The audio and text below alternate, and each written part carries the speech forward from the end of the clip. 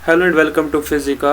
आज की इस वीडियो में हम कोऑर्डिनेट जियोमेट्री जो है दूसरा मैथमेटिकल टूल के बारे में देखेंगे। Mathematical tool second coordinate geometry. इसमें हम कुछ चीज़ें देखेंगे जो हमें जो है फिजिक्स समझ में फिर काम आएंगी। तो पहला ये इसमें slope of a straight line, ये हम देखेंगे। फिर equation of a straight line जो एक पॉइंट से और पास होगी और इसका स्लोप दिया गया होगा। और उसके बाद एक ऐसी लाइन की इक्वेशन देखेंगे जिसका स्लोप नहीं दिया गया है लेकिन 2 पॉइंट्स दिए गए हैं जिनके थ्रू वो पास हो रही है। और इसी तरह हम देखेंगे शॉर्टेस्ट डिस्टेंस बिटवीन 2 पॉइंट्स। तो पहला ये है slope of a straight line.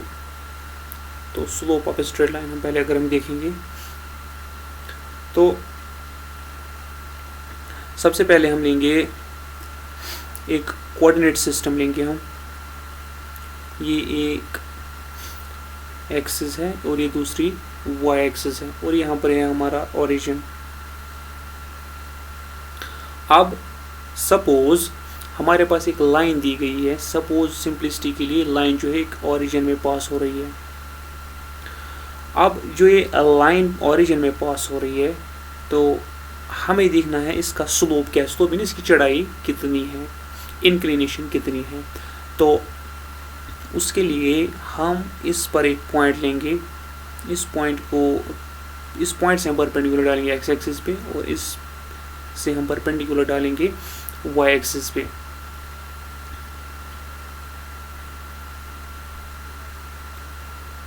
X axis पर परपेंडिकुलर और वाई एक्सिस पर परपेंडिकुलर हम डालेंगे।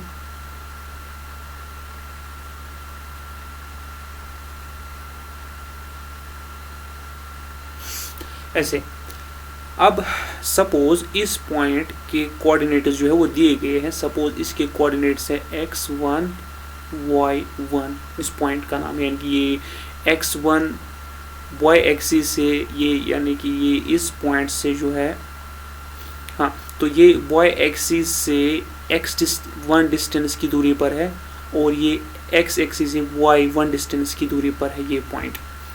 तो x1 जिसको हम x कोऑर्डिनेट या एब्सिसा बोलते हैं, ये हो गई distance from y axis.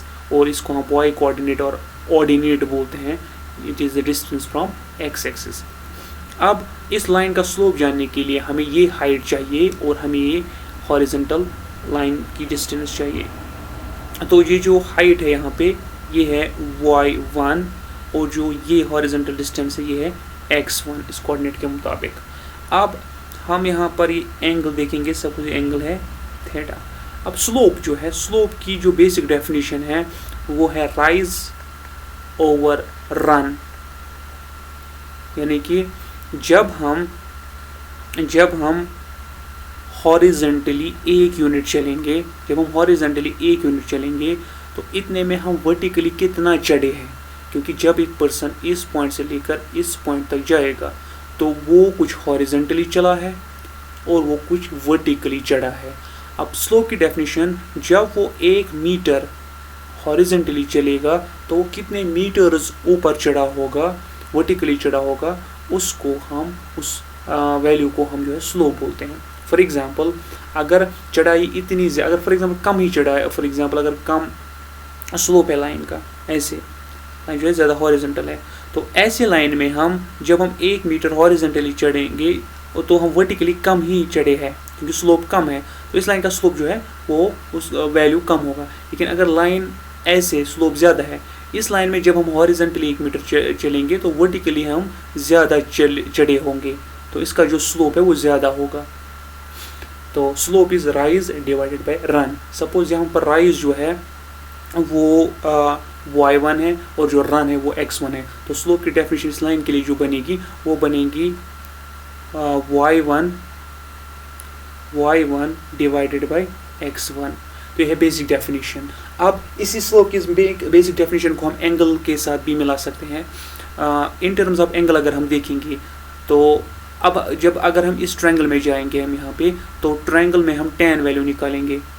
Suppose triangle का tan वैल्यू हम निकालेंगे, tan of this angle theta जो है 10th में पता ही है कि ये परपेंडिकुलर और बेस है। अब परपेंडिकुलर होता है एंगल के अपोजिट, दैट मीन्स y1, और बेस है यहाँ पे x1। तो बट हमने देखा y1 और x1 जो है इस लाइन का स्लोप है, दैट मीन्स लाइन का जो स्लोप है वो tan थीटा के भी बराबर है। स्लोप होता है बाय डेफिनेशन y1/x1 है यहाँ पे, तो ये अब tan थीटा के बराबर निकला। तो जो एक लाइन स्ट्रेट लाइन का जो स्लोप होता है बाय डेफिनेशन ये होता है राइज ओवर रन, जो कोऑर्डिनेट्स के मुताबिक जो है वो y coordinate divide by x coordinate, और यही जो हमने देखा ये बराबर होता है tan of the angle which the line makes with the positive direction of x axis. यहाँ पे लाइन जो एंगल बनाती है, अब लाइन यहाँ से negative direction of x axis से भी एंगल बनाती है, लाइन जो है positive direction of x axis से लाइन एंगल बनाती है। तो जो line positive direction of x axis से एंगल बनाएगी उसका tan वैल्यू जो है उसको हम स्लोप बोलते हैं, या y coordinate by x coordinate. तो ये तो हो गया स्लोप। नेक्स्ट हम देखेंगे, अब नेक्स्ट जो है वो हम देखेंगे equation of straight line passing through a point. अब सपोज हमारे पास जो है एक पॉइंट दिया गया है और हम चाहते हैं कि एक लाइन की इक्वेशन लिखें जो इस पॉइंट से पास होती है। हम नहीं लिख सकते, क्यों? क्योंकि इस एक पॉइंट से कोई एक स्पेसिफिक लाइन पास नहीं होगी, इससे बहुत सारी लाइनें जो है पास होंगी इनफाइनाइट नंबर ऑफ लाइन्स इससे पास होंगी। तो जब हम कहेंगे एक लाइन की इक्वेशन लिखनी है जो एक पॉइंट से पास होती है तो हम नहीं लिख सकते, क्योंकि कोई पर्टिकुलर लाइन है ही नहीं। अब इन इनफाइनाइट नंबर ऑफ लाइन्स में से अगर हमें एक पर्टिकुलर लाइन को फिक्स करना होगा और उसकी इक्वेशन लिखनी होगी तो हमें दो चीज़ें चाहिए, या तो हमें उस लाइन का स्लोप चाहिए, या अगर स्लोप नहीं दिया गया या तो हमें दूसरा पॉइंट चाहिए। क्यों? क्योंकि जब एक पॉइंट दिया होगा और फिर दूसरा पॉइंट भी दिया होगा तो एक ही लाइन है जो इन दो पॉइंट से पास होगी, क्योंकि वहाँ पर एक ही पॉसिबिलिटी है, दो पॉइंट से एक ही लाइन पास होती है। तो लिहाजा अगर हमें दो पॉइंट्स दिए गए होंगे, उनकी कोऑर्डिनेट्स दिए गए होंगे, सपोज x1 y1 और x2 y2, तो हम इन चार कोऑर्डिनेट्स से हम जो है इस लाइन की इक्वेशन लिख सकते हैं।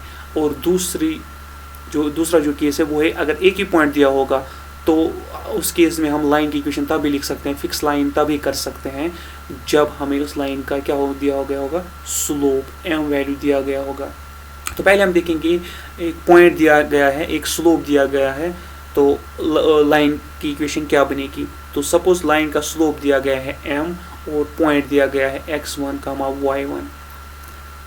तो ये फिर से कोऑर्डिनेट सिस्टम, ये यहाँ पर जो है एक पॉइंट दिया गया है x1 y1 और हमारे पास एक स्लोप दिया गया है लाइन का। तो हमें पता है एक लाइन है जो इस पॉइंट से पास हुई और हमने इस एंगल पर क्यों डाली, क्योंकि हमारा जो है एंगल भी दिया गया है, स्लोप दिया गया है। सपोज अगर हमें स्लोप दिया गया है सपोज 2, तो हमें पता है स्लोप की डेफिनेशन के मुताबिक स्लोप tan थीटा भी होता है, तो 2 है, तो tan निकालेंगे, थीटा निकालेंगे, वो हो गया tan इनवर्स ऑफ 2। यहाँ पर जो वैल्यू निकलेगा उतने डिग्रीज जो है हमें यहाँ पर एंगल बनाना है।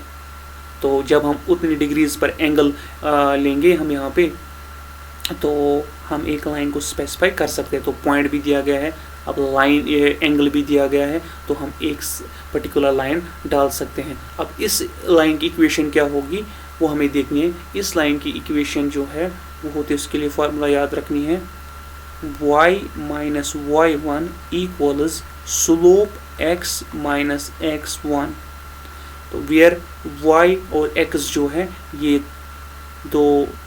लाइन की वेरिएबल्स हैं जो होते हैं y equal to mx plus c, जो लाइन की y equals mx plus c, जो हमें कल या लास्ट वीडियो में हमने लाइन की जनरल इक्वेशन देखी, इंटरसेप्ट और ये स्लोप, और ये दो जो है वेरिएबल है x y। तो ये वही दो वेरिएबल्स है, और यहाँ पर जो है x1 है ये हो गया ये वाला कोऑर्डिनेट, और ये जो यहाँ पर y1 है यहाँ पे तो ये हो गया y का कोऑर्डिनेट। तो और जो m है यहाँ पे ये हो गया जो स्लोप हमें दिया गया है। तो स्लोप दिया गया है, हम यहाँ पे लिखेंगे m की जगह, x1 यहाँ पर लिखेंगे और y1 जो है वो हम यहाँ पर लिखेंगे, तो हमें लाइन की इक्वेशन मिलेगी। इसी तरह अगर लाइन जो है वो हमें उसकी इक्वेशन लिखनी है, लेकिन दिया गया है हमें एक पॉइंट का कोऑर्डिनेट और फिर दूसरे पॉइंट का भी कोऑर्डिनेट्स, स्लोप नहीं दिया गया है। अब चूंकि 2 पॉइंट्स दिए गए, 2 पॉइंट से खाली एक ही लाइन पास हो सकती है, तो वो स्पेसिफिक लाइन की इक्वेशन हम लिख सकते हैं। उसकी फॉर्मूला है y minus y1 is equal to y2 minus y1 divided by x2 minus x1 into x minus x1।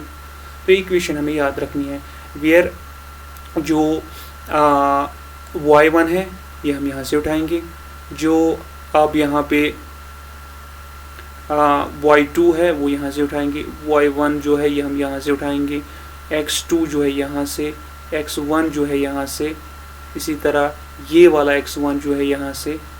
तो कुल मिलाकर हमें जो है हमें नंबर्स और 2 वेरिएबल्स बचेंगे वहाँ पे, जो लाइन की इक्वेशन होगी। वो क्या है, वो है एक तो x वेरिएबल बचेगा वहाँ पे और y वेरिएबल बचेगा। तो हमें जो लाइन की इक्वेशन मिलेगी फाइनली वो इस फॉर्म में होगी, y is equal to mx plus c, where m जो है कोई नंबर होगा, c भी कोई नंबर होगा। तो इस तरह अगर हमें एक पॉइंट और स्लोप दिया गया होगा तो हम इक्वेशन लिख सकते हैं लाइन की। इसी तरह 2 पॉइंट्स दिए गए होंगे, उनके कोऑर्डिनेट्स दिए गए होंगे, तो हम इस फॉर्मूला के मुताबिक उसकी इक्वेशन भी लिख सकते हैं। इसी तरह हमारे पास है last shortest distance between 2 points. इसी तरह हमारे पास होता है कि हमें 2 पॉइंट्स दिए गए हैं, सपोज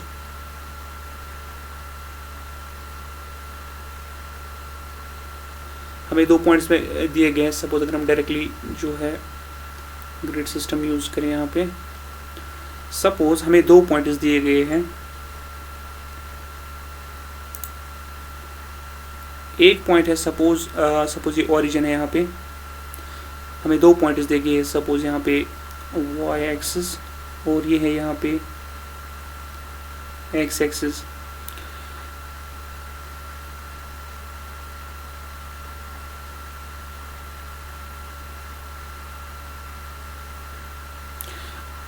अब सपोज हमारे पास एक पॉइंट यहाँ पर दिया गया है, ये इसके कोऑर्डिनेट्स है x1, y1 और दूसरा पॉइंट है समवेयर इधर, इसके जो कोऑर्डिनेट्स है वो है x2 और y2। और हमें जो है ये डिस्टेंस निकालनी है, दिस स्ट्रेट लाइन डिस्टेंस और the shortest distance between 2 points, ये स्ट्रेट लाइन है यहाँ पे। अब इसकी डिस्टेंस की फॉर्मूला की, उसको हम डिस्टेंस फॉर्मूला बोलते हैं, डिस्टेंस फॉर्मूला। अब डिस्टेंस फॉर्मूला जो है वो ये है कि डिस्टेंस बिटवीन 2 पॉइंट्स s जो है ये बराबर होता है स्क्वायर रूट ऑफ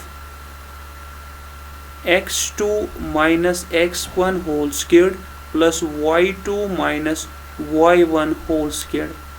तो ये हम वैल्यूज डालेंगे x1 y1 का, x2 y2 का, स्क्वायर दोनों का करके फिर स्क्वायर रूट चढ़ा के वहाँ से नंबर निकलेगा। तो अगर सपोज नंबर 5 निकला तो 5 यूनिट्स जो है डिस्टेंस है बिटवीन द 2। अगर कोऑर्डिनेट सिस्टम में जो है मीटर्स में दिया गया है या सेंटीमीटर्स में दिया गया है, उस हिसाब से 5 मीटर और 5 सेंटीमीटर जो है ये डिस्टेंस होगी इसकी। तो हमने देखा कि लाइन का स्लोप क्या होता है, उसके 2 डेफिनेशन y/x और tan थीटा। इसी तरह हमने देखा एक लाइन का पॉइंट, एक लाइन पे पॉइंट दिया गया और उसका स्लोप दिया गया तो इक्वेशन कैसे लिखेंगे। इसी तरह हमें एक लाइन पर 2 पॉइंट्स दिए गए हैं तो उसकी इक्वेशन कैसे लिखेंगे। इसी तरह 2 पॉइंट्स दिए गए हैं तो उनके बीच में शॉर्टेस्ट डिस्टेंस की फॉर्मूला भी हमने देखी, तो वो भी हम निकाल सकते हैं। Thank you.